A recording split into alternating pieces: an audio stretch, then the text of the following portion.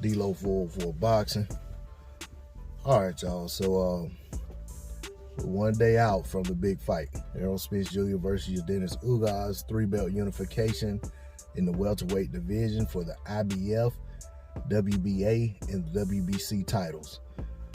We know that Yordenis Ugas is, he's basically one fight removed from dismantling Manny Pacquiao, sending him into retirement.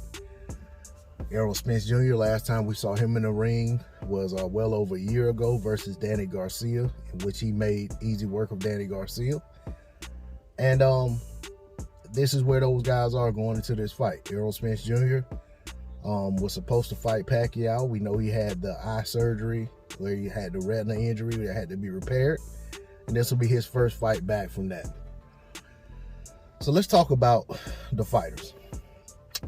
In terms of dimensions, I think these guys are very equal, very comparable in terms of height, in terms of build, in terms of arm reach. I know on paper Errol Spence Jr. appears to have the greater reach, but I think the validity of Yordenis Ugas' reported reach is debatable. I think that from a position of inside fighting, I think the edge goes to Errol Spence Jr. He seems to be the more vicious inside body puncher, but Yordenis Ugas holds his own in that department. Yordenis Ugas is not a guy who is known for taking a step back when it gets hot. Neither is Errol Spence Jr. Yordenis Ugas is an orthodox fighter who has a great record against southpaws. Errol Spence Jr. is a southpaw who has a great record against everybody he's ever fought as a professional. So when you look at it from a standpoint of southpaw versus orthodox, who has the advantage? I personally feel like Ugas has the advantage, being that he has had so much experience, had to have had so much experience facing southpaws in the amateurs. And the reason I say that is he's out of Cuba. He fought under that Cuban boxing program. If you notice, a lot of those Cuban fighters that turn professional are southpaws. If you look at the amateur fights, a lot of the Cuban amateurs are southpaws, the decorated amateurs, So fighting southpaws and boxing against southpaws is nothing out of the norm for Yordenis Ugas, and that shows in his professional fights. So I give that edge to Yordenis Ugas. When it comes to the jab itself, I think Errol Spence Jr. is a better, more consistent jabber than Yordenis Ugas. I think he throws a lot more jabs. He's a lot more accurate with his jab. And he controls fights with his jab. Yordenis Ugas has a pretty good jab of his own, and he's also good at leading with the right hand at times. But I think in the jab department, I have to get an edge to Errol Spence Jr. In terms of power, neither one of these guys are known as one-punch knockout artists. Neither one of these guys are just going in there just stopping everyone in sight. I've seen both guys have highlight reel knockouts, but at the same time, that's for both guys, it's kind of few and far in between. I think that when I'm asked who has the edge in the power department, I think I have to give that one a push. I think they're pretty even in the power department. And maybe that's an unpopular assessment, but that's the way I see it. I think from a standpoint of stamina, I have to go with Errol Spence Jr. because Errol Spence Jr. is the guy who is usually more active, but he's able to maintain that pace pretty much throughout a 12-round fight. Whereas Ugas is a guy who kind of conserves energy, which would lead you to believe that maybe he conserves his energy so that he doesn't run into stamina issues.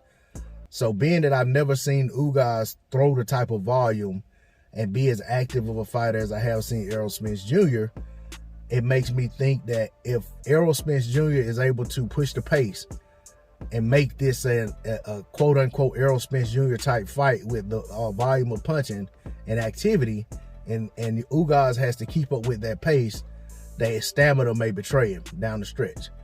But, you know, it remains to be seen. All right. I think in terms of who can control and dictate how the fight plays out, you know, that's a hard one to say. You know, conventional wisdom suggests that Errol Spence Jr. potentially could, with his jab and with his volume punching, that he could push the pace. But at the same time, I've seen Ugas take away guys' strengths and do things in the ring to make other fighters uncomfortable and make the fight not go as they have planned. Most notably, Sean Porter. Every Sean Porter fight I've ever seen was a Sean Porter fight, if that makes sense to you, except for the Yordenis Ugas fight. That was the one fight that I saw Porter in that didn't look like a Sean Porter fight. And I have to credit Yordenis Ugas for that, because nobody else has ever, in my opinion, been able to make Sean Porter fight outside of where Sean Porter was comfortable fighting. Sean Porter ran out of ideas versus Yordenis Ugas. So, being that he was able to do that to a guy who makes everybody fight his fight, I have to believe that he has a chance at slowing down the pace versus Errol Spence, making Errol Spence think, making Errol Spence hesitate at times, and changing the dynamic of the fight. So, all of those items, all of those different fights inside of the fight is what makes this fight intriguing to me. Now, when it comes down to how the fight would be fought, or who I think would try to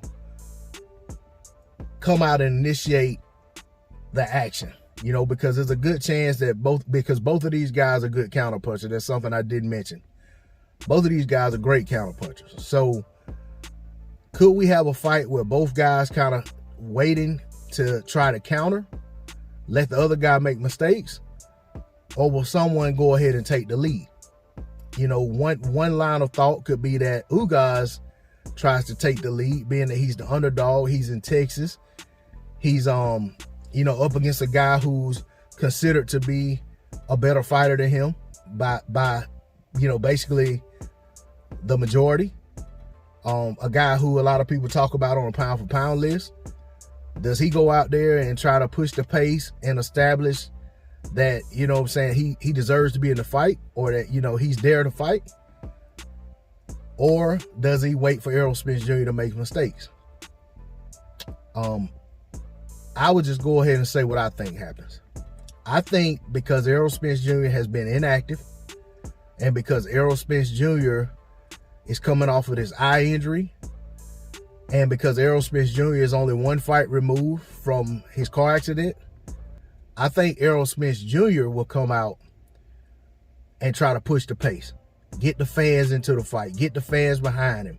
Get them excited about everything he does. Every time he lands a jab. I think Errol Spence Jr. will be the one to come out and try to establish dominance early on in the fight. And try to put Ugas on the back foot. Try to make Ugas have to think about what he's going to do. Have to make Ugas have to try to find counter opportunities. I think that's the way we'll see the fight fought in the early goings. And then we'll have to see how Ugas adjusts, how Errol, you know, adjusts to Ugas's adjustments, and so forth and so on. But I definitely expect Errol Spence Jr. to try to come out and take the lead in this fight early on. As for the outcome, I think we see a 12-round decision. I think that Errol Spence Jr. being in Dallas, Errol Spence Jr. being the favorite, Errol Spence Jr. being the guy who has basically fought the other fights that had to be fought for himself before he fights Terence Crawford, which is the end game for both of these guys, according to themselves. That's what they want next.